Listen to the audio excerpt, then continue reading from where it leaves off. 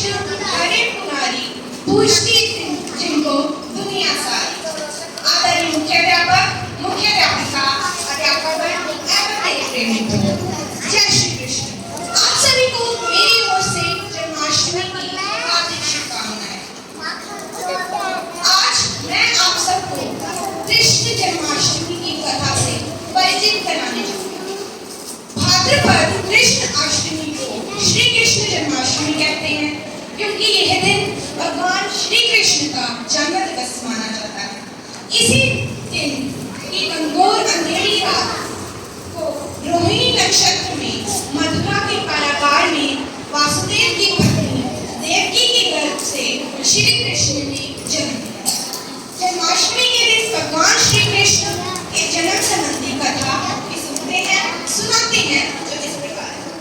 द्वापर युग में भोजवंश की राजा उग्रसेन मथुरा में राज्य करते हैं। उसके अत्याचारी पुत्र कंस ने उसकी गद्दी से उसे उतार कर गद्दी को हड़प लिया। कंस की एक बहन भी थी जिनका नाम देवकी था, जिनका विवाह वसुदेव नामक यदुवंशी सरदार से हुआ। एक समय कंस अपनी बहन देवकी को अपने ससुराल पहुंचाने जा रहा था। रास्ते में अचानक आकाशवाणी हुई, हे कंस, जिस देवकी को तू इतने प्रेम से ले जा रहा है उसी में तेरा काल बसता है। इसी के गर्भ से उत्पन्न होने वाला 8वां बालक तेरा वध करेगा। यह सुनकर कंस वासुदेव को मारने के लिए उद्यत हो गए। तब देवकी ने उससे विनयपूर्वक कहा, मेरे गर्भ से जो संतान होगा उसे मैं तुम्हारे सामने ला दूंगी। अपनी बहनों को मारने की क्या जरूरत है। कंस ने देवकी की बात मान ली और मथुरा वापस चला आया। उसने वसुदेव और देवकी को कारागृह में डाल दिया। वसुदेव देवकी के एक करके 7 बच्चे हुए और सातों को जन्म लेते ही कंस ने मार डाला। अब 8वां बच्चा होने वाला था। कारागार में उन पर कड़े पहरे बिठा दिए गए। उसी समय नंद की पत्नी यशोदा को भी बच्चा होने वाला था। उन्होंने वसुदेव देवकी के दुखी जीवन को देखकर 8वें बच्चे की रक्षा का उपाय रचा। जिस समय वसुदेव के पुत्र पैदा हुए, उसी समय संयोग से यशोदा के गर्भ से एक कन्या का जन्म हुआ, जो और कुछ नहीं सिर्फ और सिर्फ माया। जिस कोठरी में देवकी वसुदेव गए थे, उसमें अचानक प्रकाश हुआ और उनके सामने शंख, चक्र, गदा धारण किए चतुर्भुज भगवान प्रकट हुए। दोनों भगवान के चरणों में पड़े। तब भगवान ने उनसे कहा, अब मैं उन्हें नवजात शिशु बनकर जन्म दूंगा। वो मुझे इसी समय अपने मित्र नंद जी के घर वृंदावन में ले जाओ और उनके यहाँ जो कन्या जन्मी है उसे लाकर कंस के हवाले करो। इस समय वातावरण अनुकूल नहीं है, फिर भी तुम चिंता न करो। जागते हुए पहरेदार सो जाएंगे, कारागृह के फाटक अपने आप खुल जाएंगे और अतः यमुना तुमको पार जाने का मार्ग। उसी समय वसुदेव नवजात शिशु श्री कृष्ण को सूप में रखकर पड़े और यमुना को पार कर नंद जी के घर आ गए। वहाँ उन्होंने नवजात शिशु के साथ सुला दिया और कन्या को लेकर मथुरा कारागृह के फाटक पूर्ववत बंद हो गए। अब कंस को सोचना भी कि वसुदेव और देवकी का पुत्र पैदा हुआ है। उसने बंदी गृह में जाकर देवकी के हाथ से नवजात कन्या को छीनकर पृथ्वी पर पटकना चाहा, परंतु वह कन्या आकाश में उड़ गई और वहां से कहा, अरे मूर्ख, मुझे मारने से क्या होगा? तुम्हें मारने वाला तो वृंदावन जा पहुंचा है, वो ही तुम्हारे पापों का अंत है। ये थी हमारे कृष्ण की जीवन की कथा, उनके जन्म की कथा, हमारी जन्माष्टमी की कथा। हमें श्री कृष्ण से बहुत कुछ सीखने को मिला है और हमें उनसे सीखना भी चाहिए। जय श्री कृष्ण।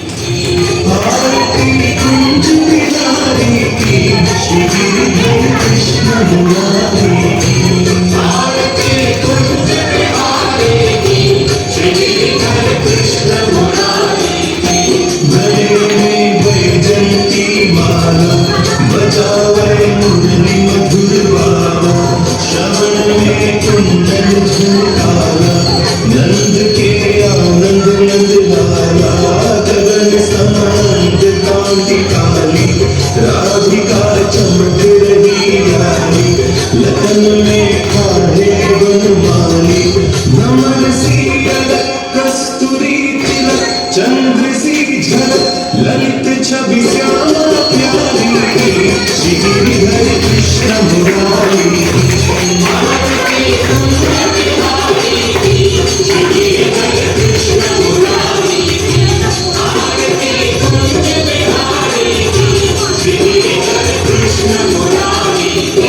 कनकमय मोर मुकुट बिलसे देवता दर्शन को करसे गगन सौ सुमन राशि बरसे बजे मुरतंग मधुर मृदंग ग्वालिनी संग अतुल रति गोप कुमारी की श्री हरे कृष्ण मुरारी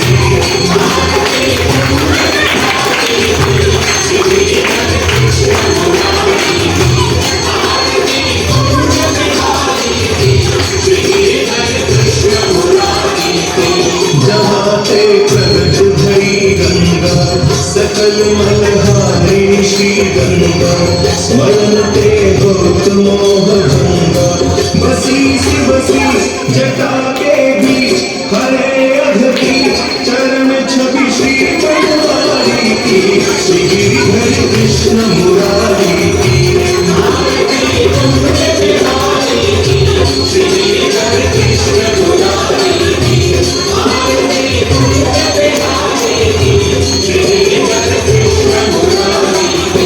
चमकती उज्ज्वल तट में बजरंगी वृंदावन में जहूं किसी को विवाल में हसत मृदुमंद चांदनी चंद कटक भवभंग तेरे सुन दीन दुखारी की श्री हरे कृष्ण मुरारी आरती कुंज बिहारी की श्री हरे कृष्ण मुरारी की